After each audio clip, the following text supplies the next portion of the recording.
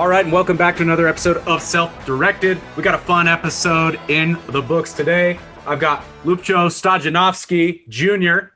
We're gonna dial in on Ljupco's story about dropping out, about the decision to drop out, what he was doing before, what it was that caused that decision, and equally, if not more important, what he did next, and that journey of going from college dropout to extraordinaire success in at this early stage in his career. So, Ljupco, welcome to Self-Directed.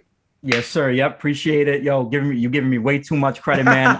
I learned how to set up this headset like 30 minutes ago. Like, chill out.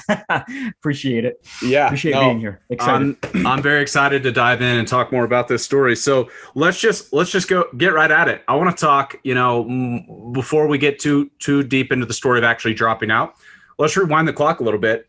I'd love to hear more about, why'd you go to college? What was the decision-making process while you were in high school that made you feel like, hey, college is the right thing for me, and here's what I want to get out of college? Bro, that is such a that's $1 million question. Like, why the hell did I apply to college? You know what I mean? Like, yeah, it's not like you come out the womb and it's like, you got to apply to, that's not like an instinctual thing to do. Right. So it had to have been taught. I couldn't who taught me? I'm guessing this was subconscious because it's like you just go through the motions of life, man.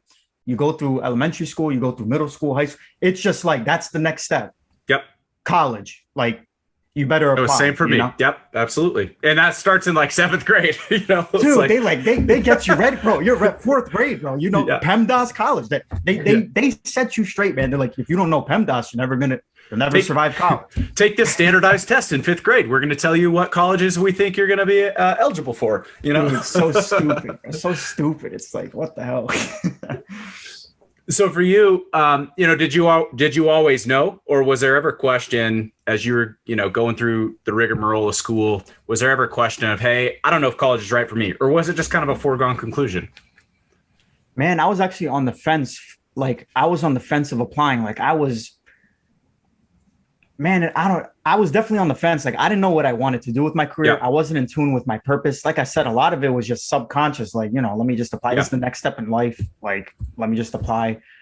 I wasn't rebelling against it, but once I became aware of what the hell is going on, I'm like, damn, bro, this is not it. I'm getting the hell out of here. So awareness was key for my part of the journey, at least. Yeah. So what was it that put you on the fence? Was it just the lack of certainty about what you wanted, or was there something else, you had some different vision for your life, you just didn't know how to achieve it, or what was it that caused that uncertainty for you? What were you feeling in the moment, Man, I was junior, senior high school? Bro, remember so you're talking about before, what? Yeah, before you went to school. No. So before you even went to college, you're uncertain.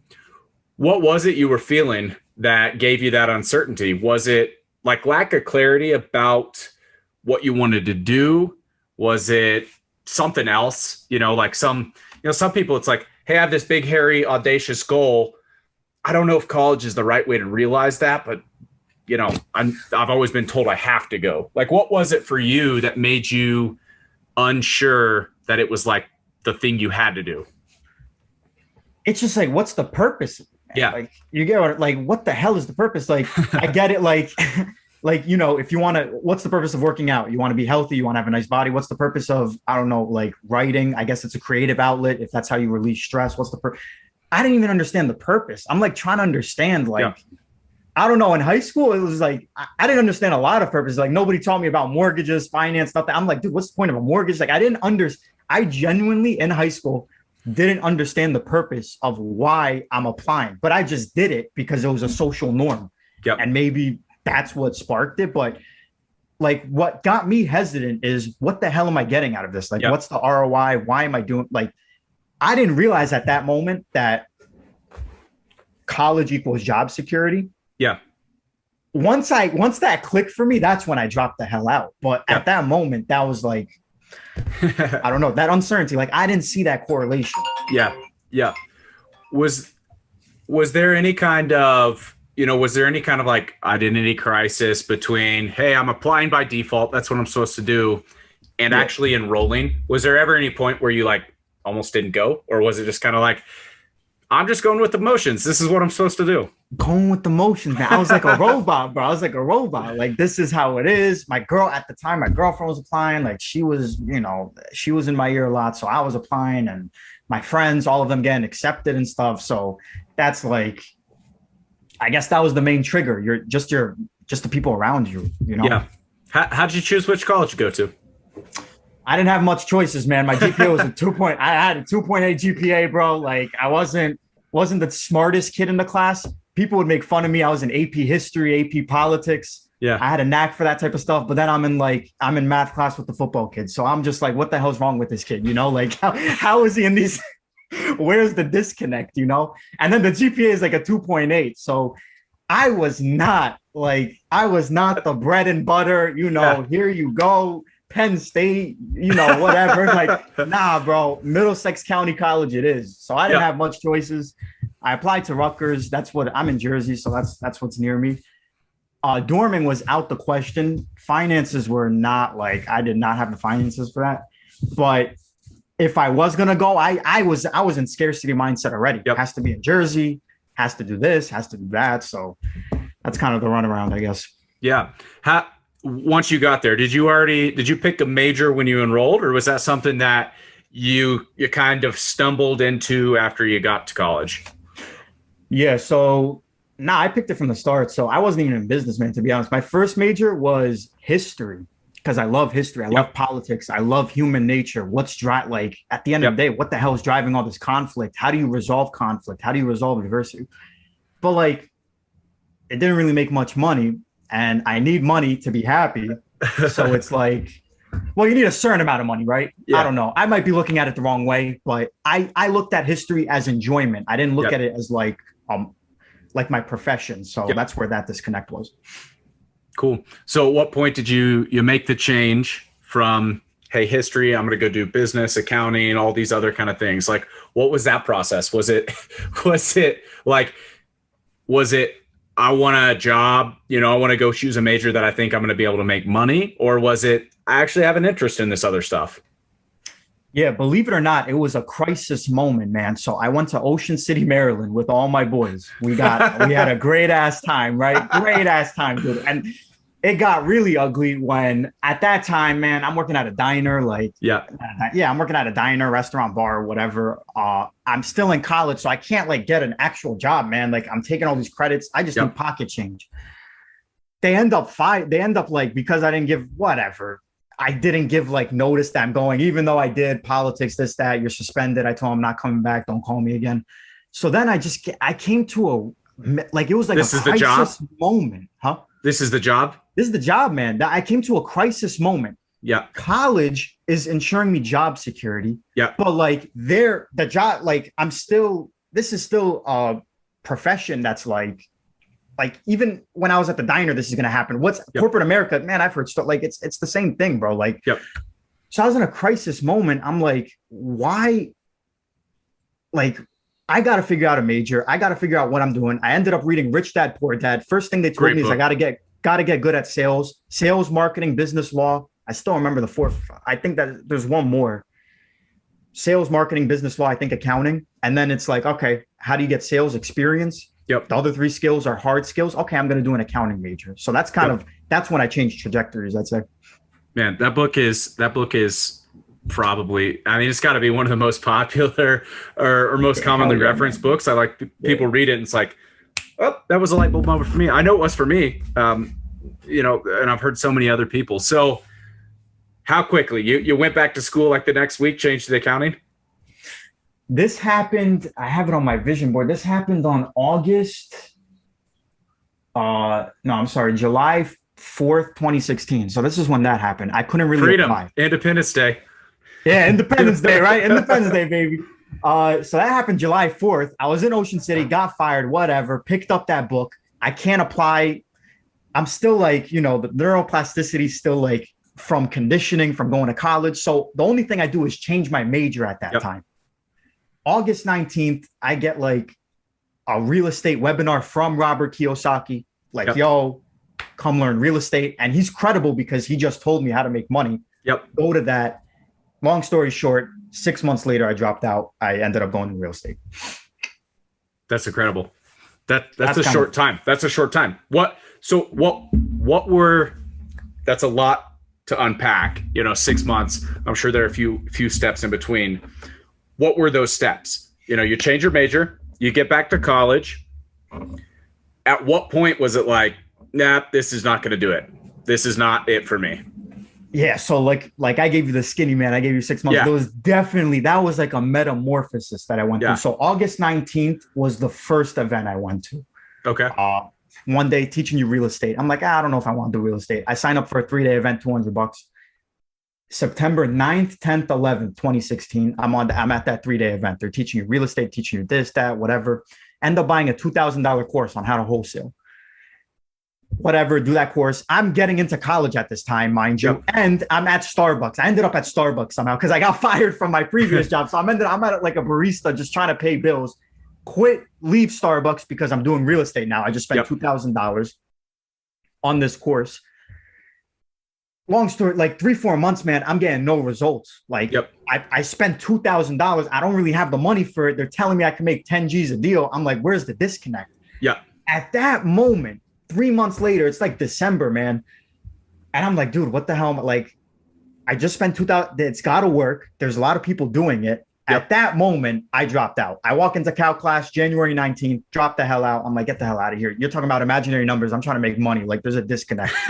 And I'm trying to make money. That's what happened. I went, found a mentor after it was wrapped. Yep. Was it so what was it about college? Was it, did your mindset change from the point of like being convinced that college could actually help you?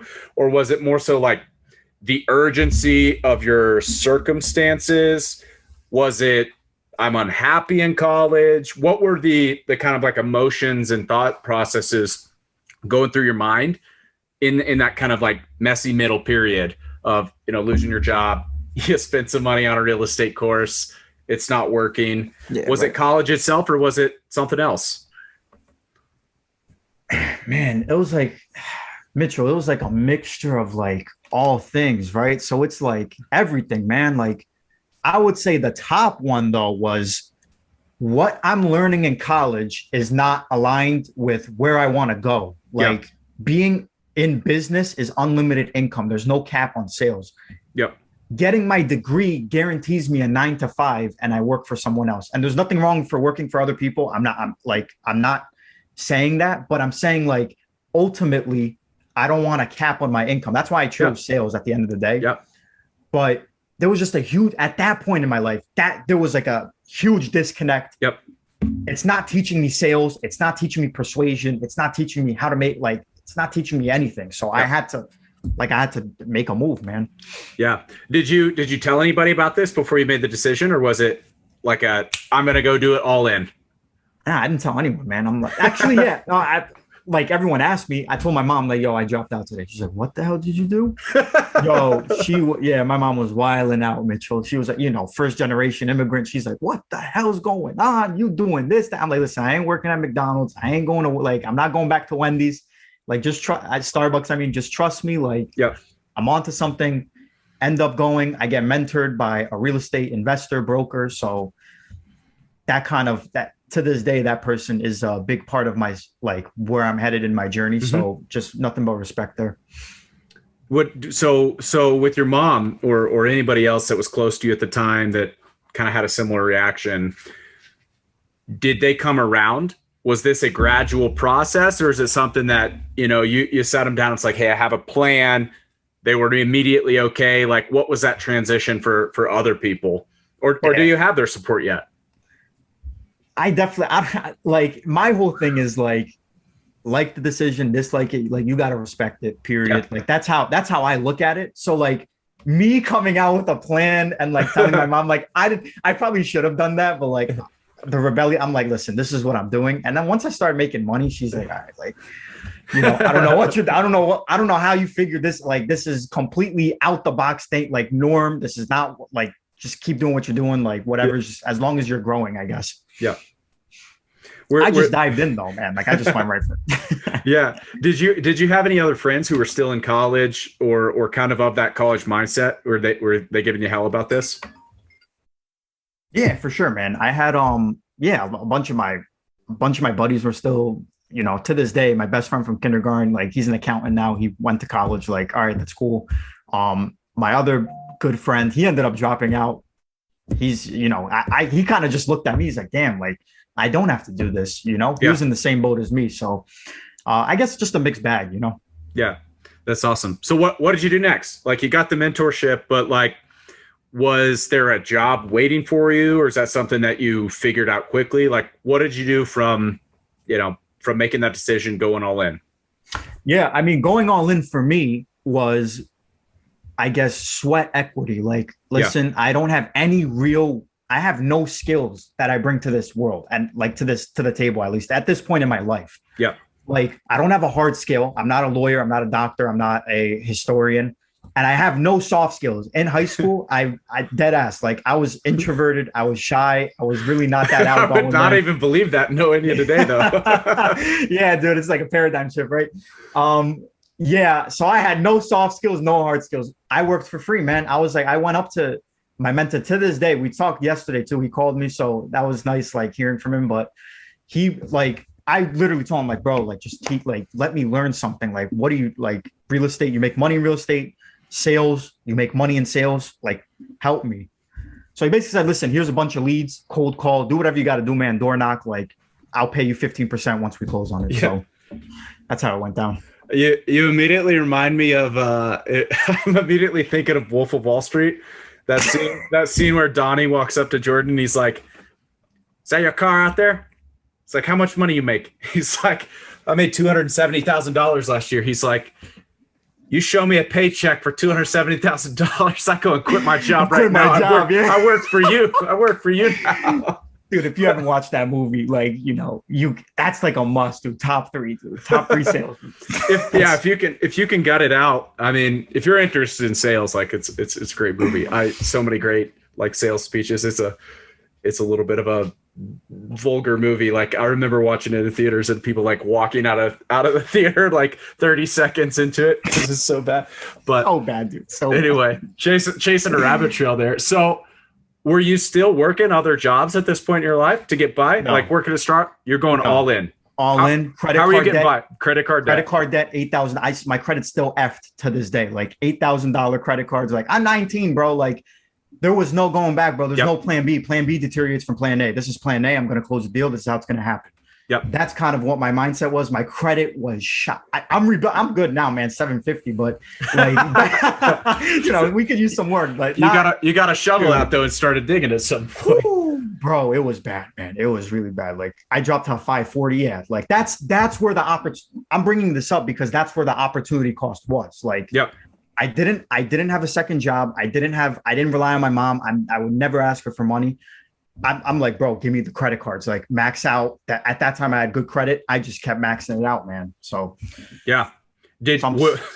While you're making that decision, that's really pushing all your chips in, going all in. Was there ever any kind of like doubt in yourself, or was it like, I am going to make this work, I must make it work? The doubt, see how I handle doubt even from like a small age is massive action. So even if there's doubt, fight or flight, that's the natural, like, This is how people deal with problems. I have it too. Like everybody has this, bro, unless you're a monk, like God bless, you figured it out. Yeah. But for the most part, you're scared or you get angry.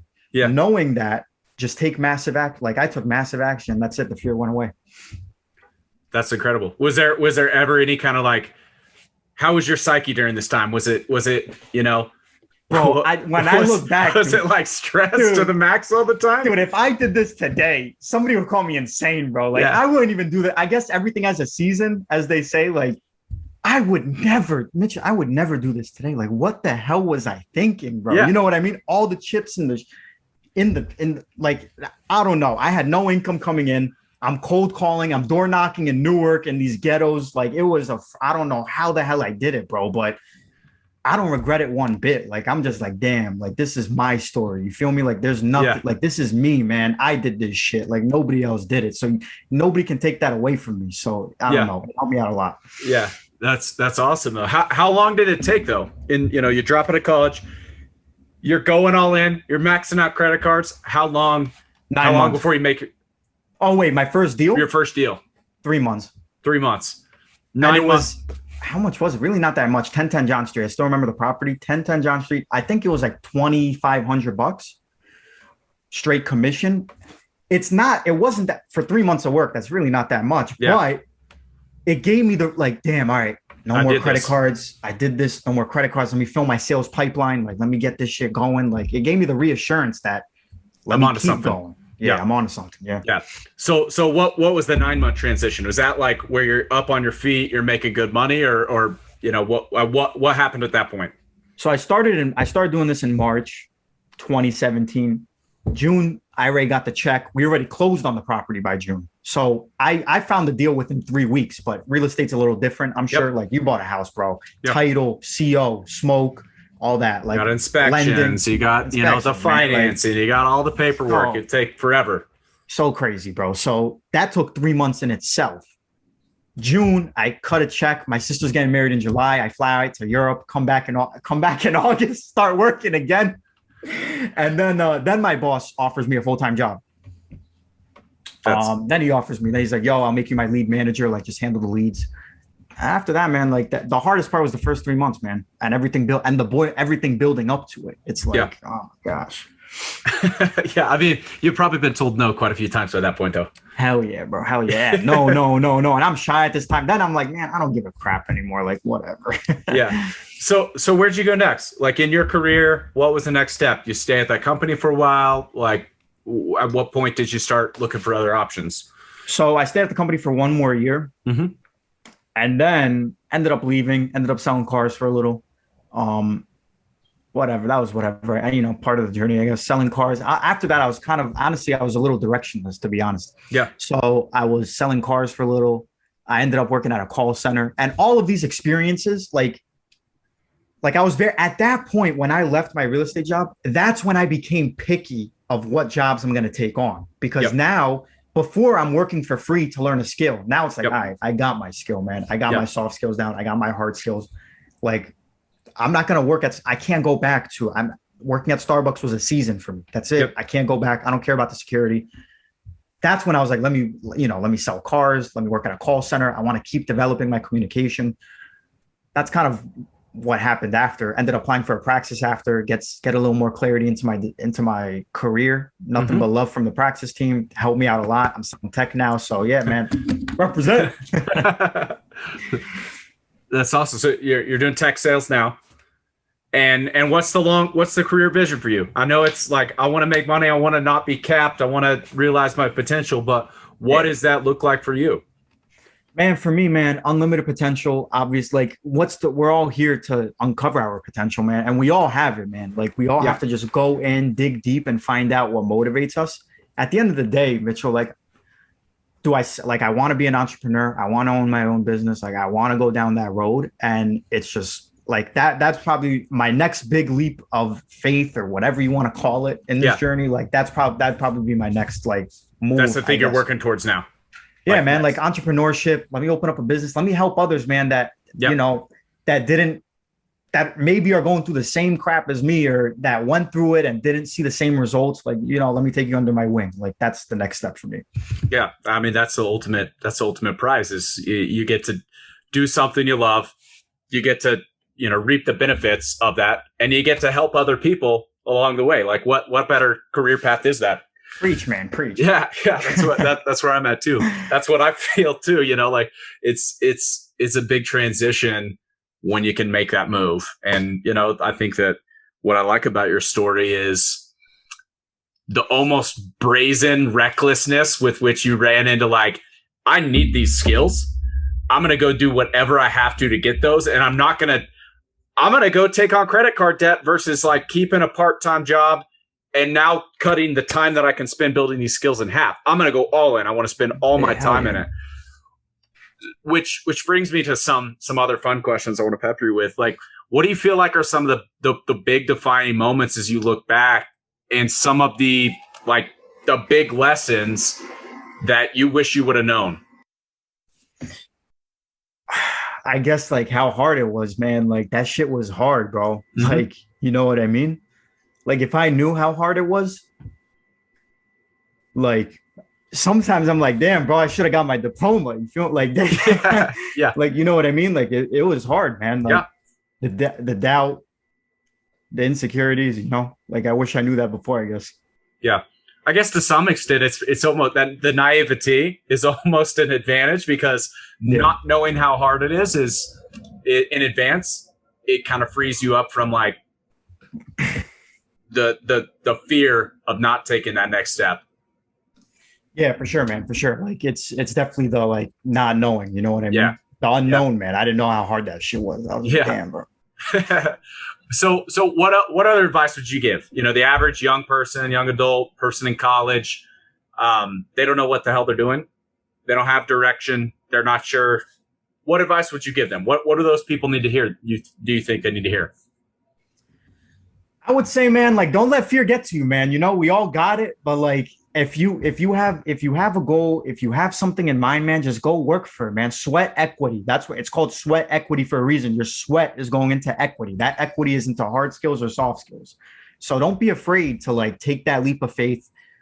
Don't be like that fear, man. Like overcoming that fear. That's like that's 95% of it, man. And then after it's wraps after that, man. Like, you know? Yeah. How would you what advice would you give specifically, like addressing the question of dropping out, dealing with all the people in your life, the critics, especially, like how should somebody handle that? What would you do? You know, we shared your experience earlier, but now reflecting too, is there anything that you would recommend doing differently, or any pointers that, you'd give the person thinking about dropping out? Yeah, man, that's a great question, right? Everyone faces that too. Like I'm guilty. Like, you want to make people happy, man. Like that's how we were wired. We were wired to live in tribes, and you don't want to get thrown out the tribe. That's why this belief's coming. Gotta fit in. Gotta fit in. Gotta fit in. Otherwise, you're not with the tribe, bro. That's that mindset, I guess. I guess two parts, right? Faith, and then just having a healthy ego. Like nothing's wrong with having an ego, man. Yeah. I think when it's unhealthy, like that's when it becomes a problem. And that's when you should not, like, that's when you should look to, like, kind of do some personal development, like narcissism. You don't want that stuff. But like, go knock on some doors and try and sell something. That'll bring that'll fix that ego. Go humble yourself, right? Yeah. But having a healthy ego. Listen, this is like if you're dealing with a family member that doesn't listen on cool. Moving forward, like you don't have to like the decision. You don't have to dislike it. Like, you can respect it. If you don't want to respect it, I don't have to live here. And just having like, damn, if you say that, like people will respect you because they respect for what you stand for. So that's part of it. The other part is unwavering faith. Yeah. I had no physical proof that what I'm doing is going to work, but I had an unwavering faith that if I just keep knocking on doors, it sounds real stupid, but if I keep knocking on doors, if I keep making phone calls, and if I keep doing this, I got to get one contract wrapped under under center, Yeah. I love that, for so many different reasons. The part you said about like it or not, you got to respect it. Like, I like that because it takes the emotion out of it. This is not personal. This is what I've decided. Yeah, and I want you, I don't care if you support it. I just want you to respect that my agency in making that decision.